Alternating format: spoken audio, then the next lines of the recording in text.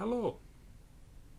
We are going over the 324 biblical prophecies that prove Jesus is the Messiah. You are watching this on the Halachgoy channel of YouTube. I'm a Halachgoy, and you can be one too. 324 biblical prophecies that prove Jesus is the Messiah. Prophecy number 57. The Crucifixion and Resurrection imitated. We find this prophecy in the book of Psalms, chapter 2, verses 7 and 8. I will proclaim the decree of the Lord. He said to me, "You are my son. Today I have become your father. Ask of me, and I will make the nations your inheritance, the ends of the earth your possession." We find the fulfillment of this prophecy in the book of Acts, chapter 13, verses 29 to 33. When they had carried out all that was written about him, they took him down from the tree and laid him in a tomb. But God raised him from the dead, and for many days he was seen by those who had traveled with him from Galilee to Jerusalem. They are now his witnesses to our people. We tell you the good news. What God has promised our fathers, he has fulfilled for us, their children, by raising up Jesus. As it was written in the second Psalm, "You are my son. Today I have become your father."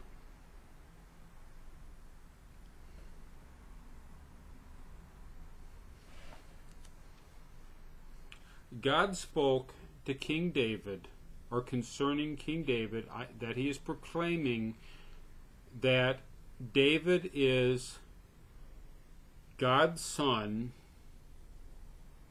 and today God has become David's father. This is being applied in the book of Acts by the Apostle Paul. This is being applied to Jesus in reference to his resurrection. Jesus, according to the Apostle Paul, died, was resurrected from the dead, and this resurrection was witnessed by many people that knew him, that knew Jesus, and that the raising up of Jesus, we will tell you the good news that God has promised our fathers, he has fulfilled for us. So God is fulfilling this promise by raising up Jesus. So the resurrection of Jesus, according to the Apostle Paul, is the fulfillment of this psalm that "You are my son, today I have become your father."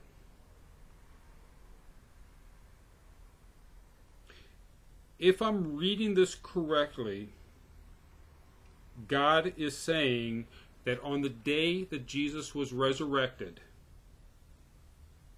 God became the father of Jesus.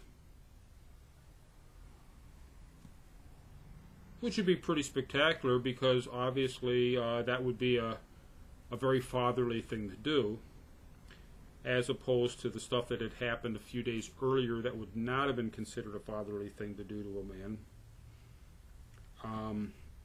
So I suppose that this would be a way of explaining that the crucifixion was not a fatherly activity, but the resurrection was. What that has to do with the second psalm, I'm not sure, but it would explain a lot of things in the gospel story.